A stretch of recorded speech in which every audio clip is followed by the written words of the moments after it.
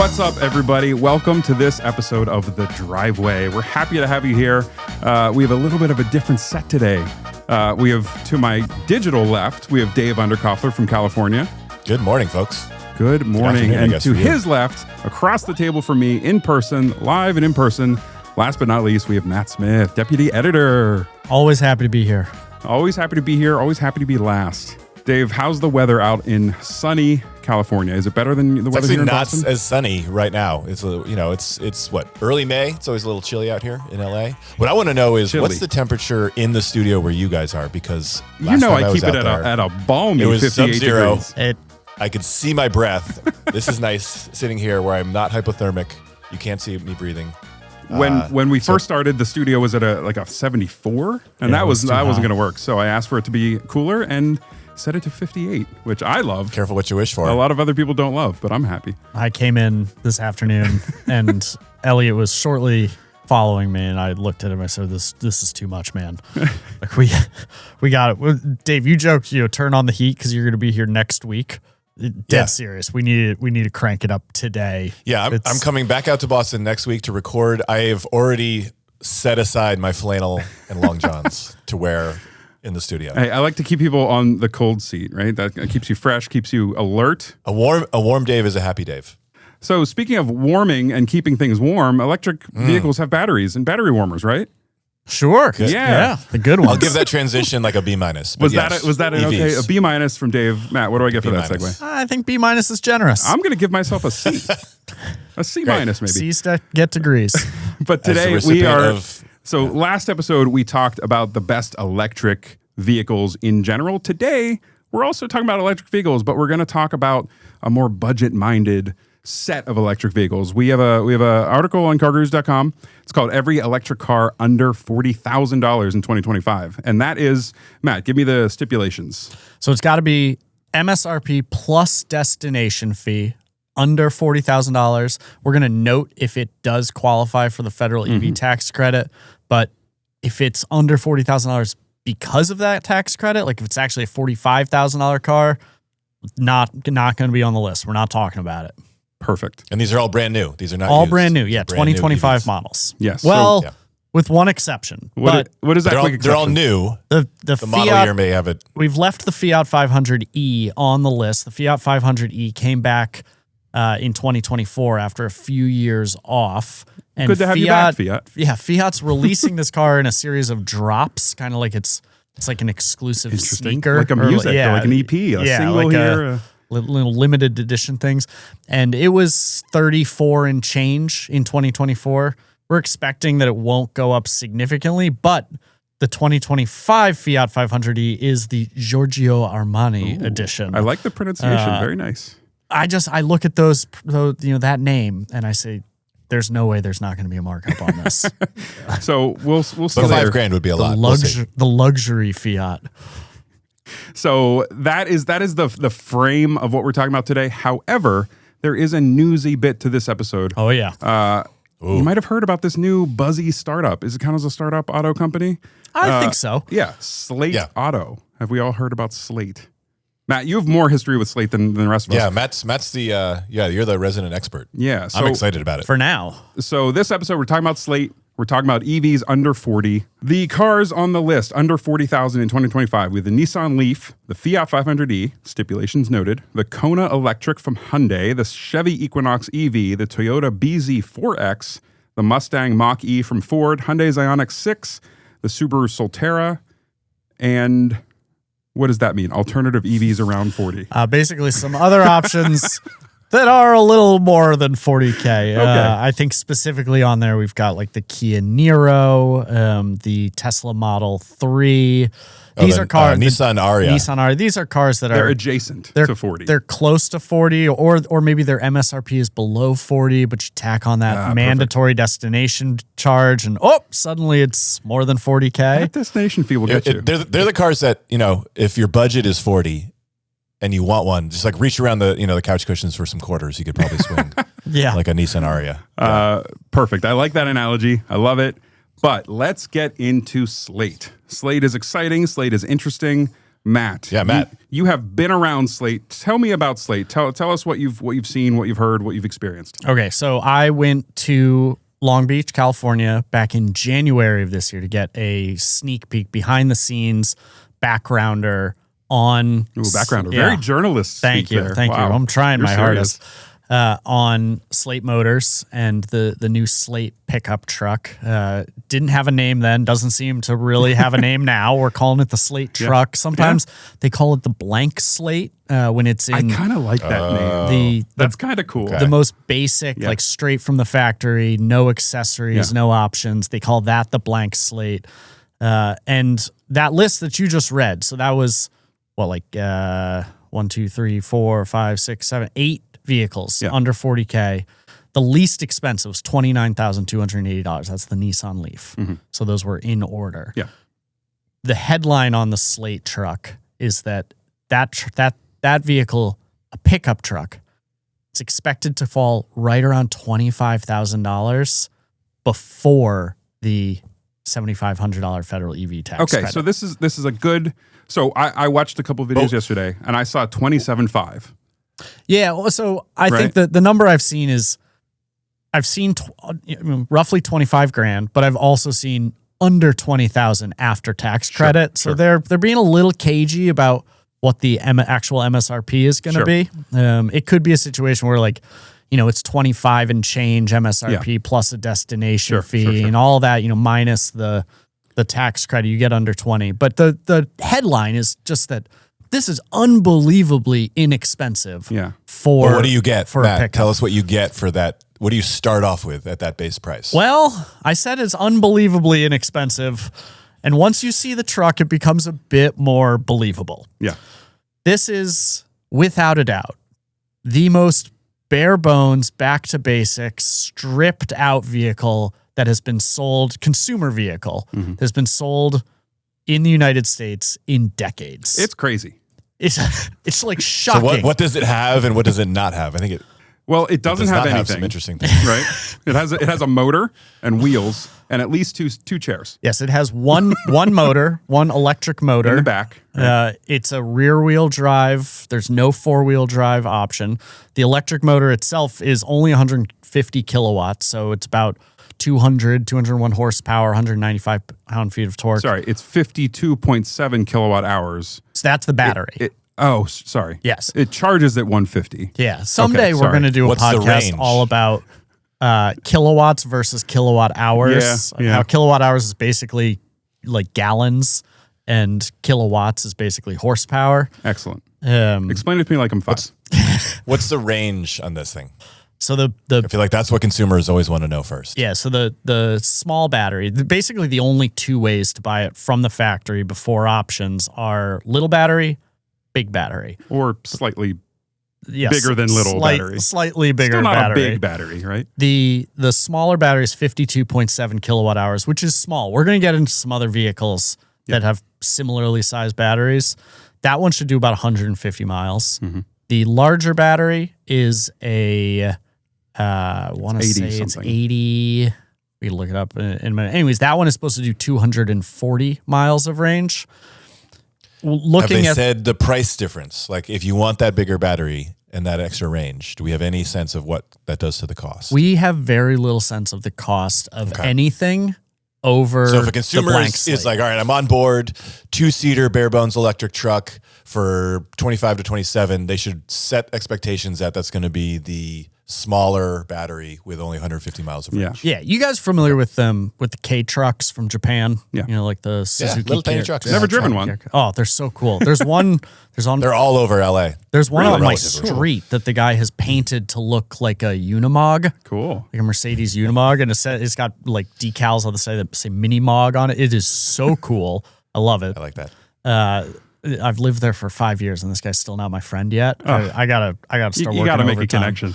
Start with the K truck. But yeah, so the Slate to me looks like the American K truck, and I do think that when the dust settles and folks start to build these out and customize them the way they want, I think the price is going to be higher than they're expecting, and as a result, I think the majority of Slate trucks that we see are very possibly going to be Yeah. more like commercially oriented, last mile type okay. options, which maybe is why its chief investor, Jeff Bezos, is so interested, because Amazon's always looking at last mile solutions. And it strikes me as a terrific last mile truck. So my take on the Slate truck. Yeah. I'm not going to call it a hot take. I don't think you can label your own take as hot. I'll let you know. But my take, and I actually mean this in a good way, so I don't want this to come off as negative.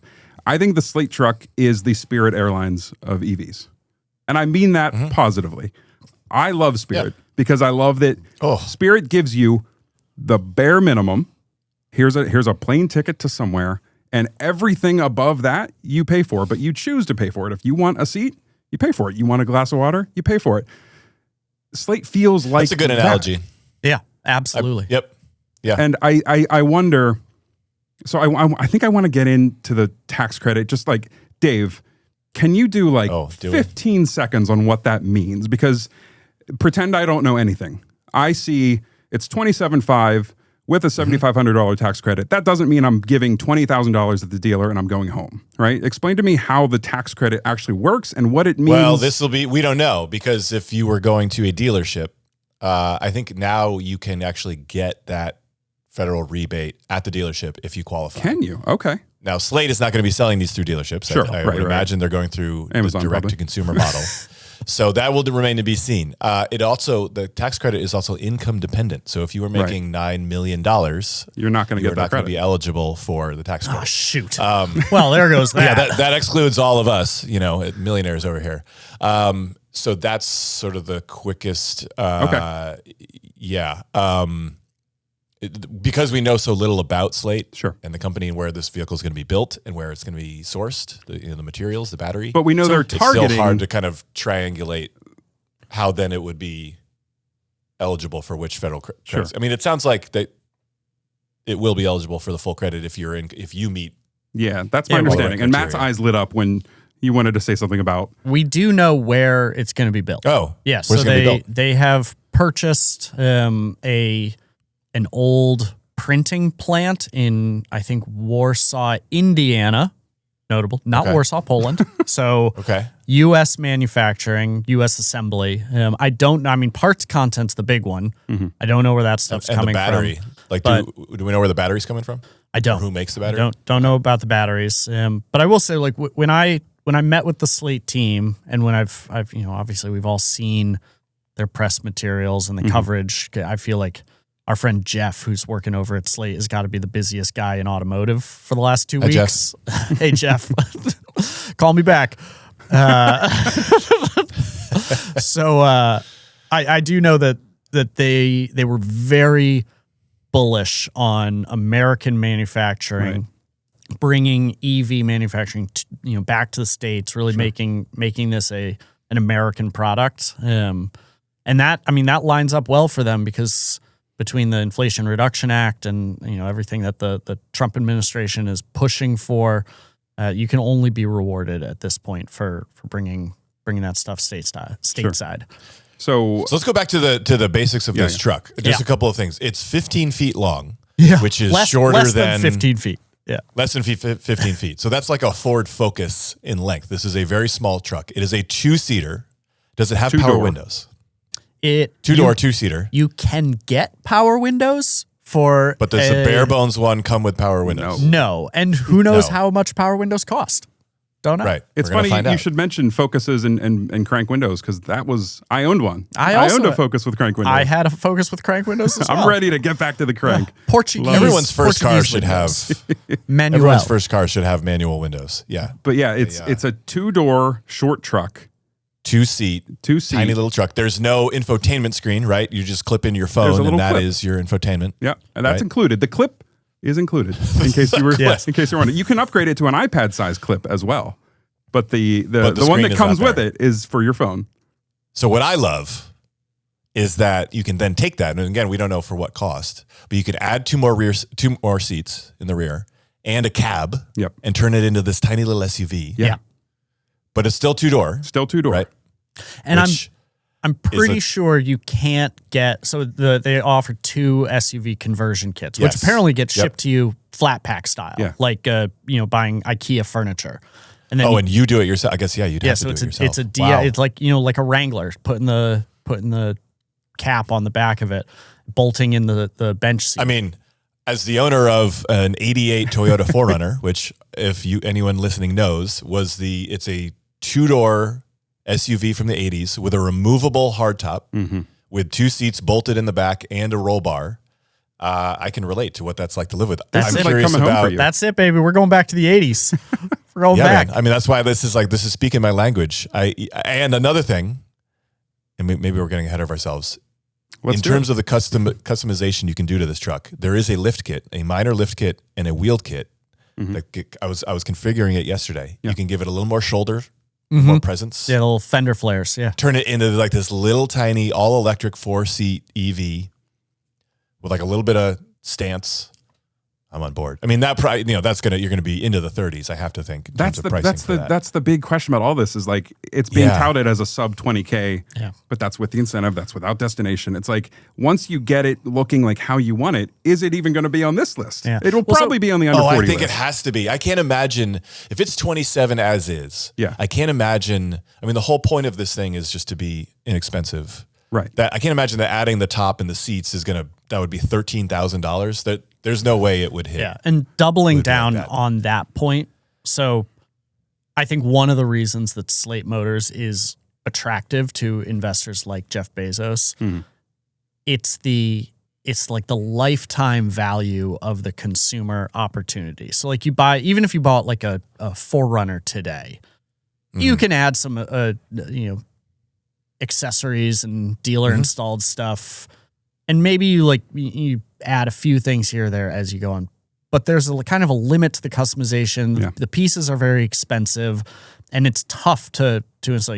These cars weren't designed for a lot of DIY work. The Slate truck is. It's its whole thing. And I think in order to maximize that kind of lifetime value, keep people interested in buying new wraps, new decals, new wheel designs, all that stuff, they are incentivized to keep their prices relatively low, because you would rather get, $15,000 out of somebody over a 10-year ownership period than get them for $8,000 in options right up front, and they don't do anything for the rest of the time they own it. And that's what I love is like this thing will adapt to your lifestyle as your lifestyle changes, right? Yeah. If you're a single person in your 20s and you're like, great, a cheap EV, I'm bumming around town, right? I don't need a big thing. I'm not hauling kids and all that stuff yet. You buy the cheap version and then you meet your partner and then maybe you buy the cab, right? To turn it in the SUV. And then maybe later you have a kid and you get the rear seats, right? Or, you can so that's a great point about the lifetime value. Quick question. Do we know whether they're going to lease this thing or is it buy only? Honestly, that's the question for me, because you have to imagine the lease deal on it would be it'd be like $99 a month. Yeah, it'd be so cheap. So when I went out there, we got to take a look at a prototype. There were 2 of them actually. We kind of poked around them. They let us open the door, sit in it. Not.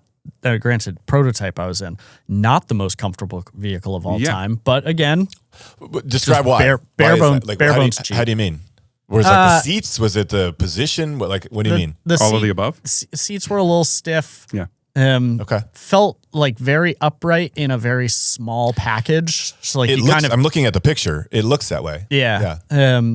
But we left that room, where the cars were, and they kind of gave us the business pitch. This is what we're thinking with Slate Motors. This is where we're going to build it. This is the whole focus on the mission of the company.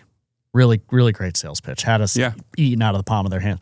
They took us back down. This is about 2 hours later. Took us back down to the same room, and suddenly there was a totally different Slate truck there. Yeah. Except it was the same. It was the exact same one. Same vehicle. That's so cool. when we saw it, it was a truck. Yeah. And then when we saw it again, so we saw it was the gray, the blank slate. The blank slate. Yeah. And then we came back down, and it was a white SUV. Yeah. I can imagine like a pit crew coming out as you leave. Yeah. They all run in there like. Well, I was talking to the team there, and I was like, I don't believe you for a minute. This is not Prove a it. chance. Yeah, pull down the curtain over there. I know. Mr. I know Cynic the over old one is sitting, just off camera. Yeah. But no, I mean that's probably the coolest part about it. It's not the price. Can I just tell a little story? Yeah. Kind of Please. along those lines, completely like so off topic. It's ridiculous, but kind of along the lines of having one model and to change it around. Supposedly, Carroll Shelby, we know Shelby, the Shelby Cobra, and then the Ford Shelby Mustangs. Supposedly, when the first Shelby Cobra came out, he had one version to show the media in Los Angeles, and he would give it to one media outlet, and they would test it, and then he would go. I think he would repaint it and give it to a different outlet and be like, "Oh yeah, this is a totally different car," and then they would drive it.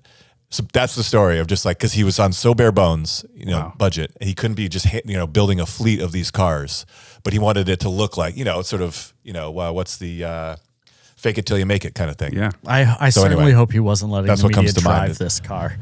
Because if there's one way to blow your budget, it's definitely to give the car to the media.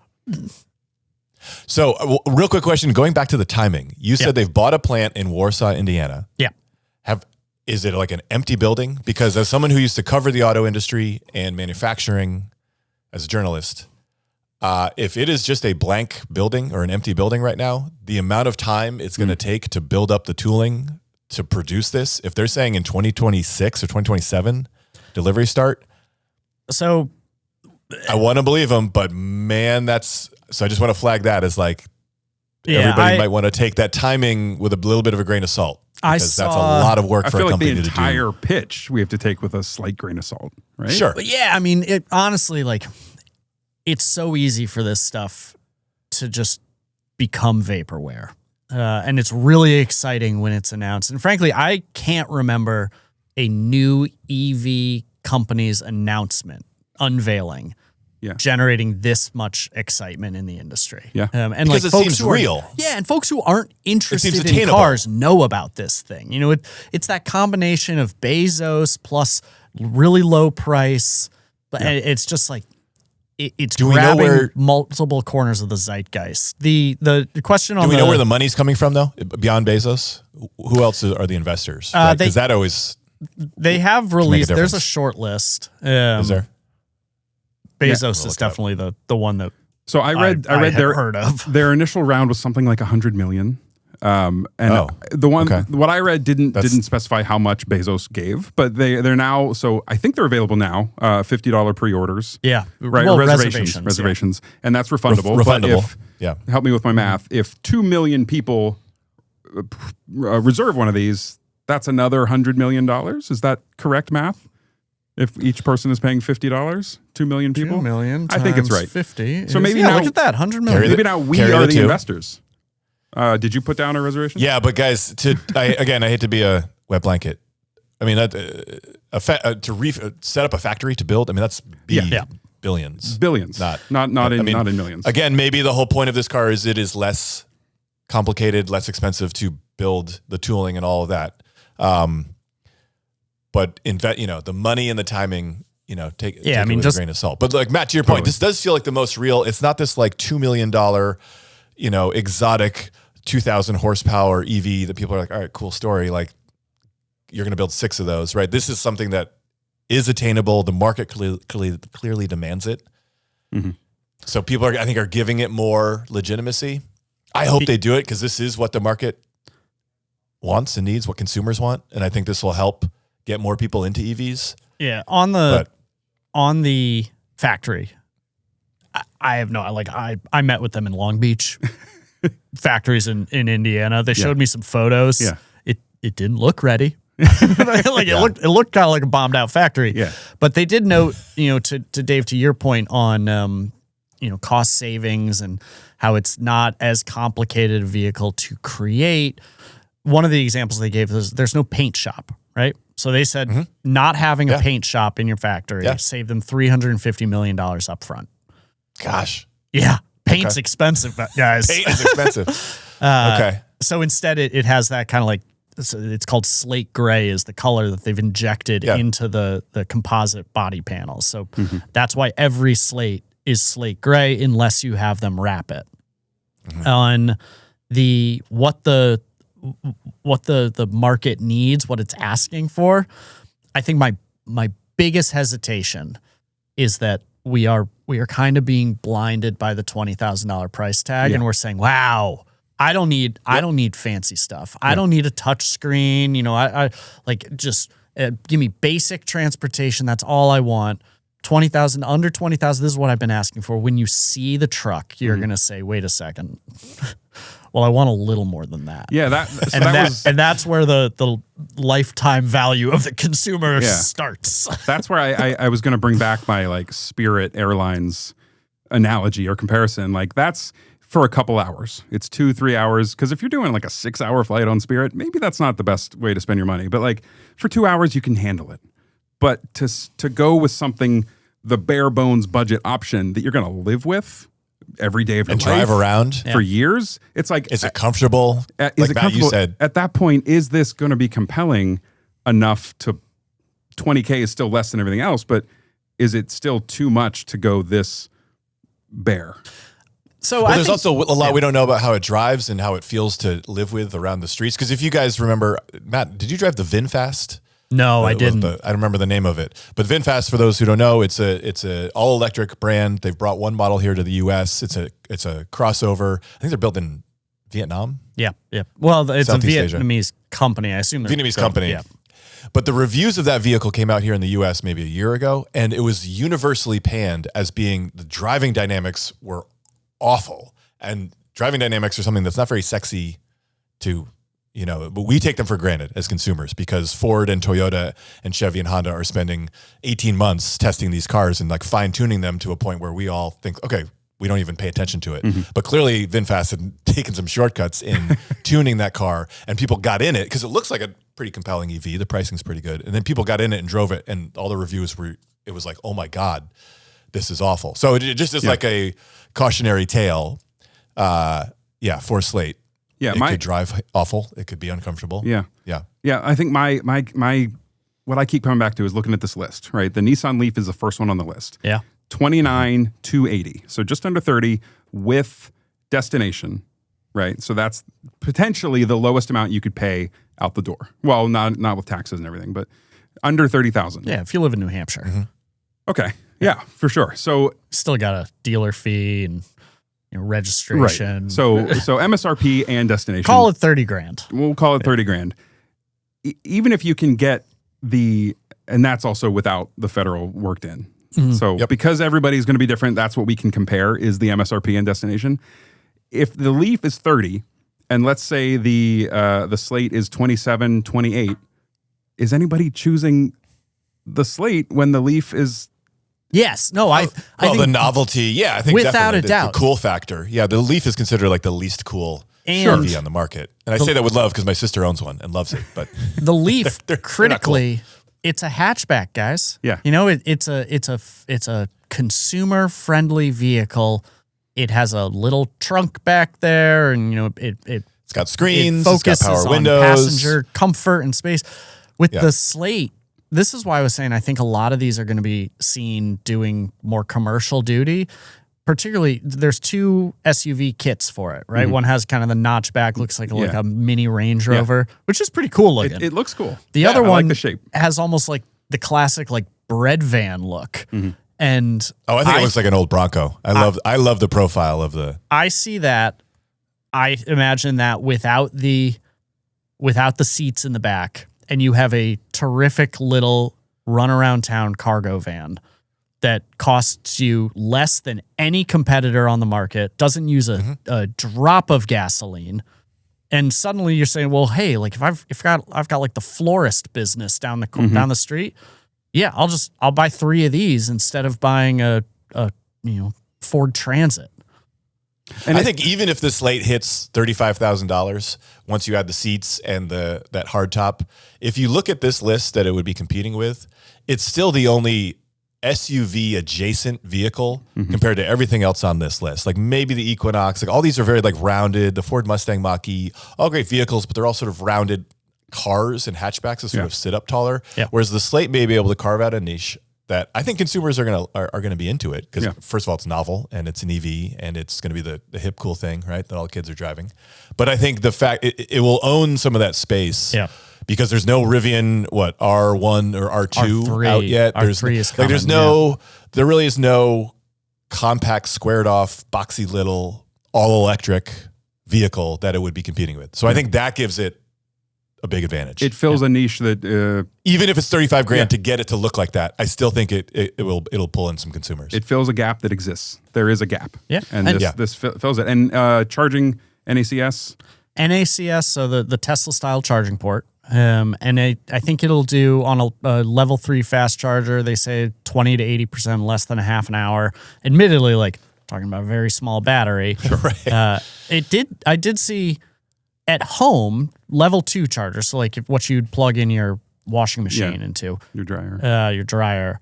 That I think it's at 5 hours for on the smaller battery, and that's one of those things where like fully charge. Fully charge. Charge that overnight. You're good to go. Charge it overnight. 11 hours That's huge. on a level 1, just like regular wall outlet. I can plug it in Sorry, right here. hang on. I feel like that's an overlooked game changer. A level 1 in 11 hours will recharge that car fully. Is that what you're saying? On the small battery. Yeah. I can't. So I just think don't know that about is the large battery. That means That alone could be a big deal because that opens up this vehicle to people who do not own their house, do not live in a single family house. Like if you talk to, that's like a key pain point right now for getting all of the consumers who don't live in single family housing into EVs is like they just don't have charging access at home. But if you're telling a consumer, look, in your apartment, if you can at least rig up an extension cord and plug this thing in 11 hours, you can fully charge it, right? Like I think people who are new to EVs assume that you're always charging from 0 to 100% all the time, right? It's not the case. You may drive it and, at the end of the day, it's like your phone battery, you're at 30%. So you don't need to fully recharge. So if you're telling consumers, look, and again, this is where the cost effectiveness comes into play because those are the people who are not going to be living in single family homes. Like, look, you can charge this thing in your apartment without paying up front for a charging station or all the, infrastructure there. That's huge. pretty compelling too. I'm curious, Matt. Yeah. There's been other small range. Like I think about the Mazda MX-30. Yeah. That was like 100 miles. Was it true for that as well? Like you could charge it quickly overnight? And why have we not really heard about that? Because you're right, Dave. That could be game changer for an apartment dweller. You don't have to install a charger. Buy an extension cord. Boom. There's your charger. Like, is this a newer development or is this something that overlooked? Battery nobody bought the technology has MX-30? evolved. I think it's like a little overlooked. Frankly, we're so focused on range now that automakers are kind of forced to put bigger and bigger batteries in there. The reason that it charges in 11 hours is because it's got sub 60 kilowatt hours for the capacity of the battery. The Mazda MX-30, similar situation. Same with the Mini Cooper SE, the electric Mini Cooper. I think the Kona on here, I think you can get that with a smaller battery.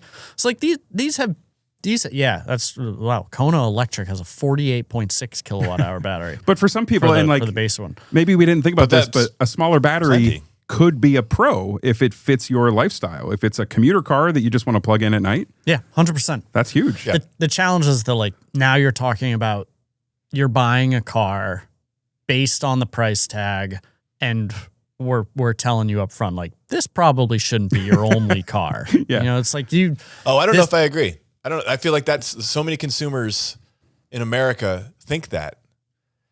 But if you look at how often and how far one is driving, EVs, even with 150 miles of range, meet their needs. It's just we've been conditioned to think, well, I need to be prepared to do that 300-mile road trip. It's like, when was the last time you did a 300-mile road trip? And the one time in 4 years you do it, rent a different car. But every other day for those 4 years, you've got a car that meets your actual use case and lifestyle. I feel like that's where and again, it matters where you live and the infrastructure and how far you're driving. Yeah. Sure. But I don't know. I think small EVs with a limited range will suit more Americans than we realize. The majority of drivers, certainly, they don't need more than 50 miles at a time. I guess, and like, or even less. It's like very personally motivated. It changes a little with the expansion of NACS and more cars getting that. But like for me personally, like my parents live 100 miles away. 100 miles is not very far. I can get there in 90 minutes, but I can't get there in 90 minutes and get home in a Slate truck. But if you're going to your parents' house, they don't have a charger. Again, they got to get the bigger battery. Plug it in. Yeah, I'm pretty risk averse. I don't think I want to get down to that last 40 miles, particularly when they live in New Hampshire and winter gets pretty cold. Should we start looking at the cars that you can get let's look at some other today? stuff on this list. Yeah, let's do it. Yeah, so we talked about the Leaf. We can bypass the Leaf. We talked about the Fiat a little bit. But on this list, which I already ran through, I don't need to bore people and do it again. What's compelling on this list based on what it offers and what the price is? I will start so that you guys have a second. Yeah, go for it. I think the Chevy Equinox EV is a surprise champion on this list. And probably the newest one on this list in terms of, when that version hit the market. Yeah. Yeah. So tell us what you think. It's $34,995, and that's post destination fee. Yep. It's modern. It feels fresh. It feels like it was built this year because it is. It's like it's a brand new model. Yeah. It's brand new. It looks the part. It's super comfortable. I don't have the range numbers on the top of my head. Natalie, I do. It's 319 miles on a front wheel drive version.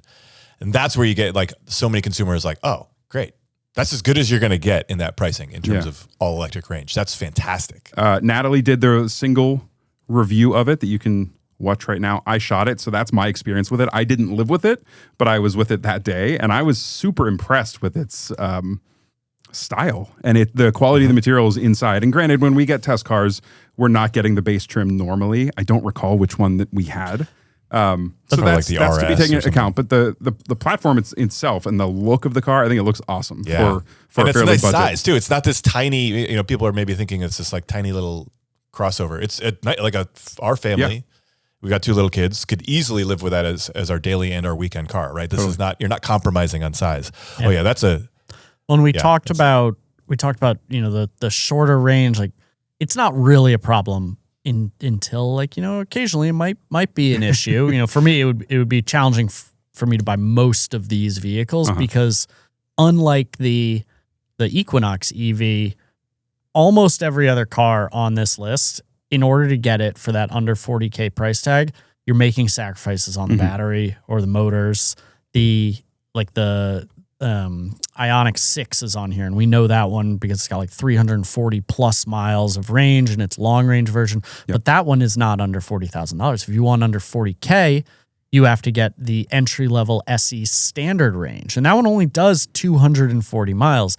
The Equinox EV, that's the one where for the base price, you're still getting what did we say? 319 miles. Yeah. That's like actual usability, objectively. And size. Again, you're not compromising with this tiny little thing. Yeah, it ticks so many boxes. When you look at the base trims on this list, I think objectively you have to look at the Equinox and say it gives you the most for your dollar. Yeah, I mean the Kona Electric is $500 cheaper.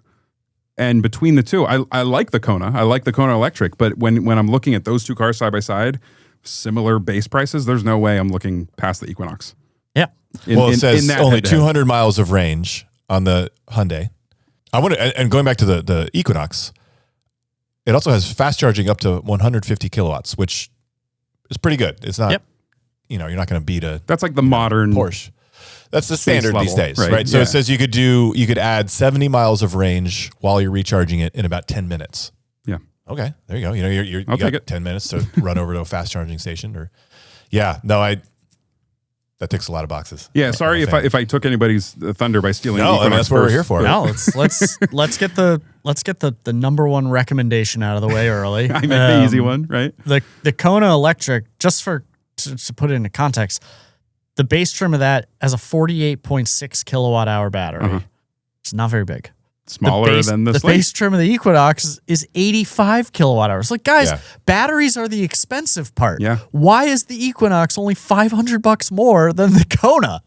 Or why is the Kona? Well, I think it's because GM is using that platform in so many of its EVs. There's a Cadillac version. I think it's like the Blazer EV, isn't it? Like the sort of the same platform. So is the Prologue, that the one that right? was this the one that the Honda Prologue and Yeah. then the Acura ZDX also share? So they're amortizing the snot out of it, and they're able to give consumers a really good battery for a good price. There were some concerns with early versions. Didn't they recall some? I cannot neither don't confirm nor confirm nor deny. Then I didn't Check say the it. article. Anyway, I'm practicing for my job at GM. Matt, no, we can't lose you. so is that like the consensus number one pick on here? I think in this room, yeah. I think Okay. I think off this current list, that would be my pick. But the slate So, is Matt, what's compelling, your- but that's not a thing right now. So, So It's apples to oranges. I Yeah, think, for- totally. Yes. Totally. Yeah. Matt, If what's I- your number two? if I were to, it's tough. If we were looking at the 2026 Subaru Solterra, I'd probably say that, but we don't know yet if the 2026 Subaru Solterra is going to come in under $40,000, and the current one is right up on the threshold at $39,915. I Yeah, a will little wiggle say room. this is a vehicle that has not always gotten like a sparkling endorsement from every corner of the media, but I've always kind of liked Including it. myself. yeah. Yeah, I It's too think expensive. it's expensive. You don't get enough for what you pay. It And they know that. They cut the price. They offered lease deals. feels know. like a Subaru to me. It's- And I Is think that it a good has thing? I think it has some Give context, because how many Subarus do you own? You got you mean that as a compliment. I One own current. I own one. But you've had a history with the brand. I own one that replaced the exact same vehicle from the year before, and I had one before that. So you're saying it's a good thing that it feels like a Subaru. So here's the thing: people they'll say, "Oh, Matt, you like Subarus, right? You've had a Subaru." I think I'm the only person I know who is like actively, constantly criticizing their own car. Like, there's so many things about Subarus that I don't like. I don't like the stop-start system, or like how rough the boxer engine kind of kicks on. I think the interior has way too much plastic, but there's a vibe to the Subaru, right? It's a vibes company. You know, I that's said it- I right. said it that It's a time. vibes company. Elliot calls it Yeah. a vibes company. No, it's true. And I think what's shocking is the BZ4X and the Solterra are the same car. Guys, they're the same. Except- everyone Yeah, listening, Toyota they're makes the- them for Subaru. They're the Yeah. same car. But what's They're the the same one car. thing the Subaru does that the BZ4X doesn't? Well, it comes standard with As- all-wheel drive. as standard, right? Yeah. So that's something to. I don't know how many of these on this list, at least, have all-wheel drive as standard, which the Solterra does. So that has to give it a little bit of panache with the price, ish maybe. I've always had a soft spot for the Solterra, despite its shortcomings, just Man, like I I am do surprised. for basically every other Subaru in the portfolio. As long as At you're least you're willing upfront to with your acknowledge feelings. it. Yeah. Yeah. Because I'm not a fan of the current Solterra for the current price. They did cut the price, or if you can find lease deals, you can find really good lease deals on the outgoing Solterra 2025. And finance. That helps that It helps was the like math. 0% By the for way, 72 months. Yeah. can I just give some buying advice to if you are listening and you're on board with an EV and you don't know whether to lease or buy, please lease. I think that the economics are far stronger.